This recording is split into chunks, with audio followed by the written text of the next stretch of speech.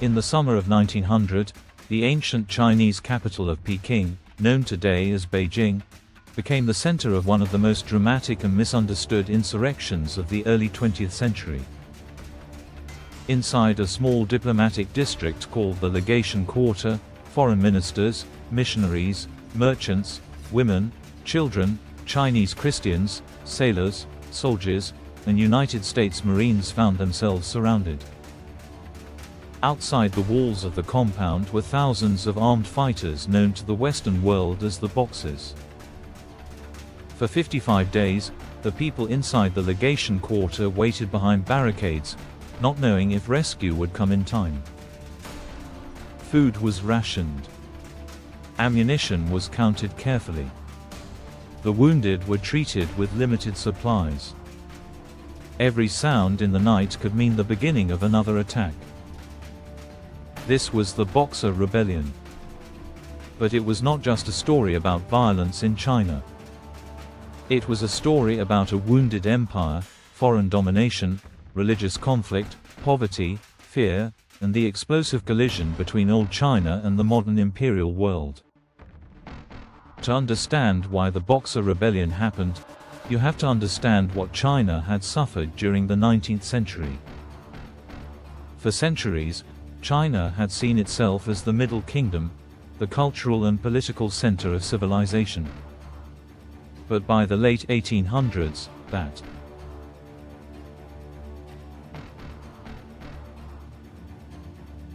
confidence had been shattered. Western powers had defeated China in the First and Second Opium Wars, forced open its ports, demanded trade privileges, and carved out spheres of influence.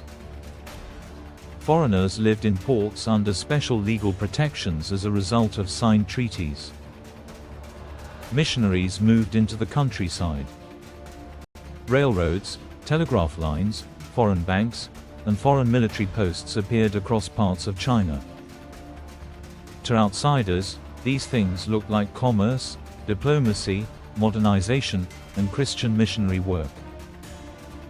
But to many Chinese people, especially poor villages in northern China, they looked like humiliation. Foreigners seemed to enjoy privileges ordinary Chinese people did not have. Christian converts sometimes gained protection from foreign missionaries. Local disputes that once would have been handled by Chinese custom or Chinese officials could now become international incidents. Railroads cut through farmland and ancestral burial grounds. Mines disrupted village economies. Telegraph poles and foreign-built infrastructure seemed strange and threatening. Then nature made the anger worse. Northern China suffered from drought, crop failures, poverty, and unrest. In Shandong and neighboring provinces, desperate young men began joining martial arts groups and anti-foreign societies. Out of this unrest came a movement called the Society of the Righteous and Harmonious Fists. Westerners called them the Boxers because of their martial arts exercises. The Boxers were not a conventional army. They were a popular movement mixed with folk religion, martial arts, anti-Christian hatred, and anti-foreign nationalism. Many believed their rituals, charms, breathing exercises, and spiritual practices could make them resistant, even invulnerable, to foreign bullets. Their enemies were clear. They hated foreign powers. They hated Christian missionaries. And they often hated Chinese Christians most of all. To the Boxers, Chinese Christians were not simply religious converts.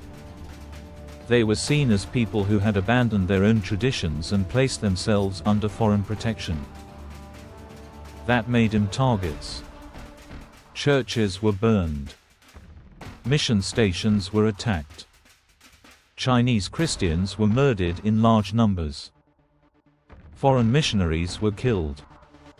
The violence spread, and the Qing dynasty's government faced a dangerous decision. At first, many Chinese officials viewed the Boxers as a threat to order. But other officials saw them differently. They believed the Boxers might be used as a weapon against foreign influence. This division reached the imperial court, where Empress Dowager Cixi held enormous power. Cixi had watched China be humiliated by foreign powers.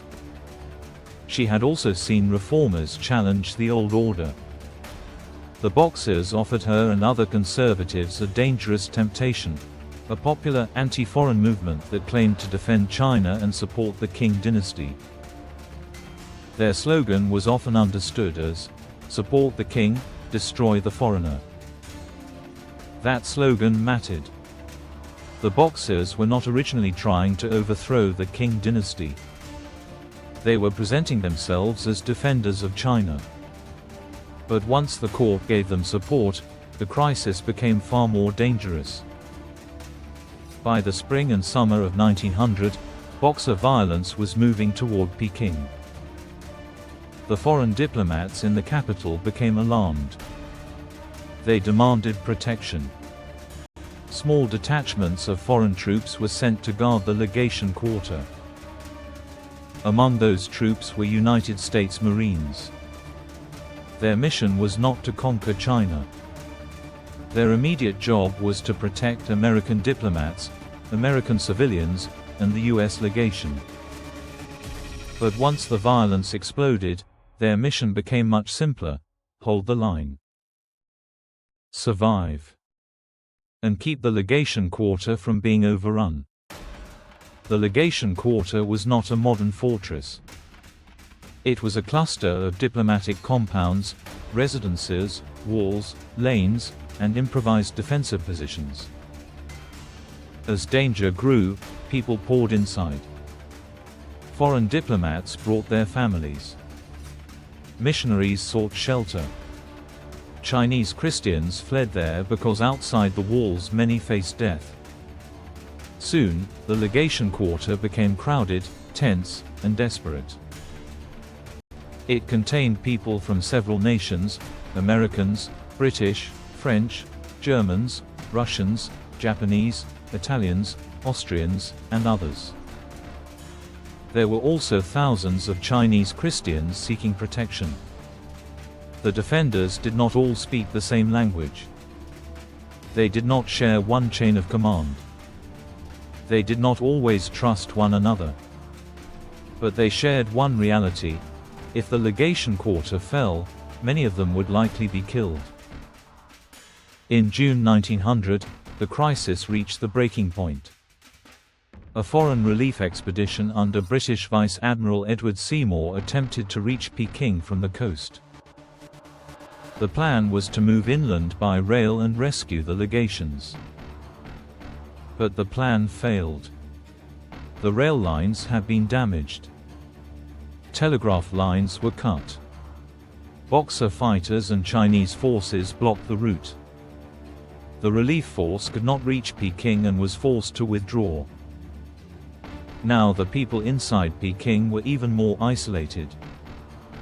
Then, on June 20, 1900, the German minister to China, Baron Clemens von Ketteler, was killed in Peking. That murder made compromise almost impossible. The Qing court threw its support behind war against the foreign powers. The siege of the legation quarter began. For the defenders inside, every day became a test of endurance. They built barricades from furniture, bricks, sandbags, carts, doors, beams, and anything that could stop bullets. They fortified walls. They connected defensive positions. They organized watches. They tried to protect civilians, care for the wounded, and keep fires from spreading. Chinese forces and Boxer fighters fired into the compound with rifles and artillery. Snipers searched for exposed targets. Shells crashed into buildings. Fires threatened to burn out entire positions. The defenders had limited food and limited ammunition. Every bullet mattered. Every position mattered. And one of the most important positions was the Tartar Wall. The Tartar Wall was a massive old fortification near the legation quarter. It was high, broad, and strategically vital. If enemy forces controlled that wall, they could fire down into the foreign compounds and threaten the entire defense. The American position near the wall was especially dangerous. US Marines were assigned to help hold that ground. Among their officers was Captain John Twiggs Myers, known as Handsome Jack Myers. He commanded the US Marines who helped defend the legations. The Marines on the Tartar Wall were not fighting in neat battlefield lines. They were defending a strange urban battlefield of walls, ruins, barricades, rooftops, alleys, and exposed passages. Chinese forces built their own barricades and moved closer. The Marines had to stop them from gaining the advantage. On the Tartar Wall, control of a few yards could mean life or death. The fighting was exhausting.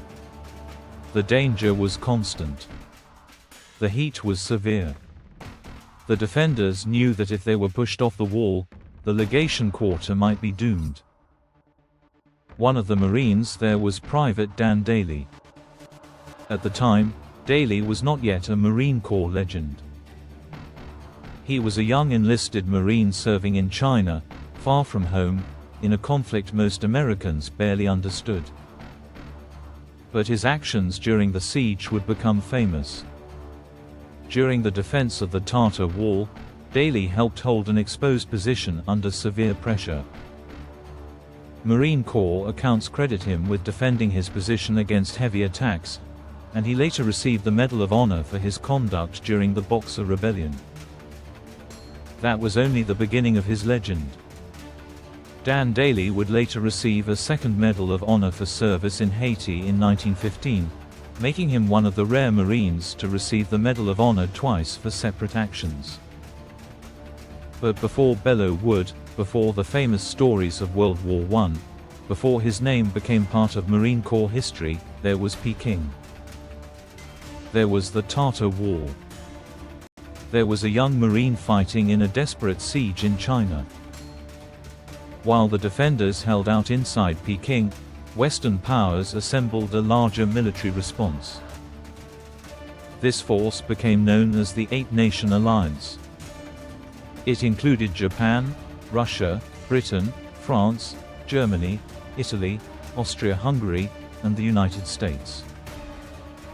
These nations were often rivals, but in China, they shared a common purpose: rescue the legations, reopen communications, and punish the uprising.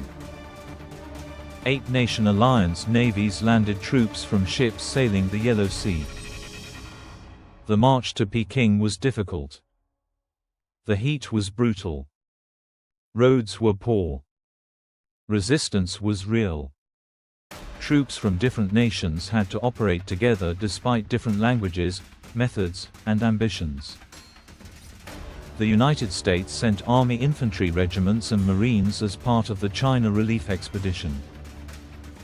American troops included units that had been operating in the Philippines after the Spanish-American War. The campaign was not clean or simple.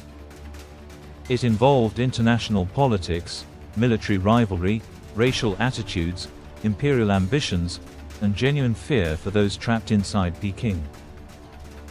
For the defenders in the legation quarter, those larger questions mattered less than one fact. Would the relief forces arrive before the defenses collapsed? Day after day, the defenders listened for signs of rescue. They did not know exactly where the relief column was. They did not know how long they could hold. They did not know whether the next attack would be the one that broke through. Finally, in August 1900, the relief force reached Peking. The final entry into the city was chaotic. Different national contingents approached from different directions. Some attacked gates. Others forced their way through weak points. The Americans played a role in the assault on the city. Elements of US forces entered Peking as the siege came to an end. After 55 days, the legation quarter was relieved. The survivors had endured hunger, disease, artillery, gunfire, heat, fear, and uncertainty. They had survived one of the most dramatic sieges of the age. But the end of the siege did not mean the end of suffering. Foreign troops occupied Peking. Looting and revenge followed. Boxers were captured and executed. Chinese civilians suffered. Imperial authority collapsed in the capital. Empress Dowager Cixi fled Peking with the imperial court. For China, the humiliation was enormous.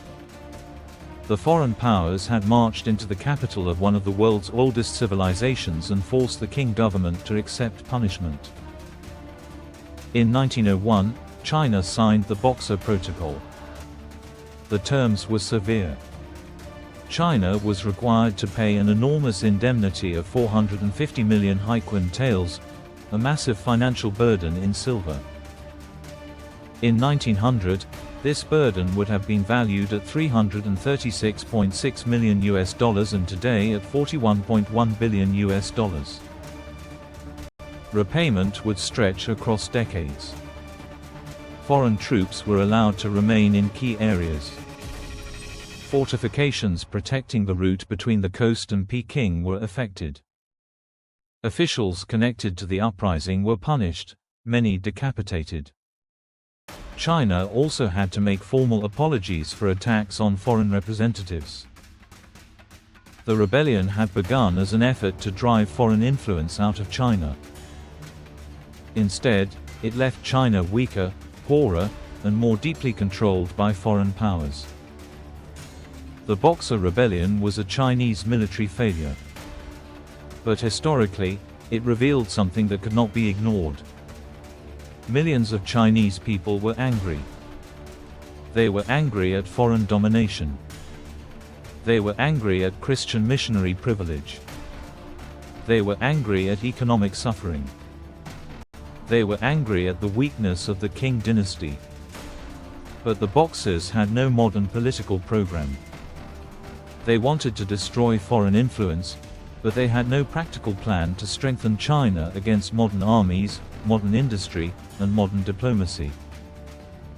Their courage could not overcome rifles, artillery, machine guns, logistics, and international military power. The Qing dynasty also failed.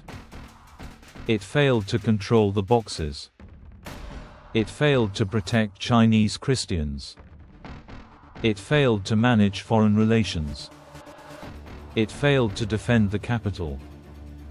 And after supporting the uprising, it fled when foreign armies approached. That failure helped convince many Chinese reformers and revolutionaries that the Qing dynasty could no longer save China. In the years after the Boxer Rebellion, the Qing government attempted reforms. It tried to modernize the army, revise education, and make political changes. But it was too late.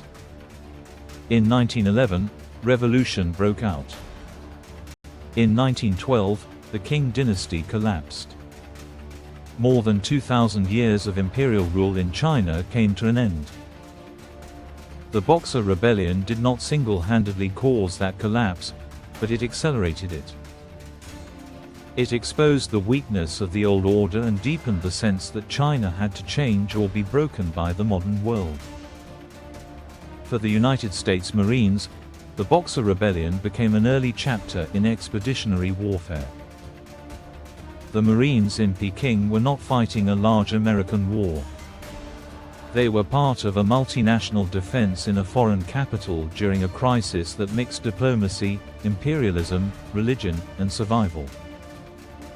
Their role was small compared with the total size of the conflict, but it became important in Marine Corps memory. Captain Myers, Dan Daly, and the Marines on the Tartar Wall became part of the story of how the Corps saw itself: disciplined, tough, ready to fight in distant places under impossible conditions. But the larger story should not be reduced to heroism alone. The Boxer Rebellion was also a tragedy. Chinese Christians were massacred. Foreign missionaries were killed. Boxers died in battle or were executed. Civilians were caught between mobs, armies, and revenge. Foreign powers condemned Boxer violence, but they had also helped create the conditions that produced the uprising. The King Court tried to use popular fury as a weapon, then lost control of it. Ordinary people paid the highest price. That is what makes the Boxer Rebellion so difficult to summarize. It was anti-imperialist, but it was also brutally anti-Christian. It was patriotic, but it was also violent and destructive. It was driven by real grievances, but it brought even greater foreign domination. It was meant to defend China, but it helped destroy the dynasty that ruled China. In the summer of 1900, the walls of Peking became the stage for all of these contradictions. Inside the legation quarter, frightened civilians and outnumbered defenders waited for rescue. Outside, Boxers and Chinese forces fought to remove foreign influence from their capital. Beyond the city, the armies of 8 nations marched toward Peking. And on the Tartar Wall, US Marines held a position that could help decide whether the legation quarter survived. For 55 days, the siege continued. Then the foreign armies arrived. The Boxers were defeated. The King Court fled. China was punished. And the world moved on. But the echoes of the Boxer Rebellion did not disappear. They remained in Chinese memory as part of the long story of humiliation by foreign powers. They remained in Western military history as an example of international intervention. And they remained in Marine Corps history as the place where Dan Daly first became a legend. Before the world knew his name, before he became one of the most celebrated Marines in American history, he stood on a wall in China during a desperate siege. Around him was smoke, heat, fear, rifle fire, and uncertainty. Behind him were civilians who needed protection. In front of him was an enemy determined to break through. This was the Boxer Rebellion. This was the Siege of Peking. And this was one of the forgotten moments when the modern world crashed violently into old China.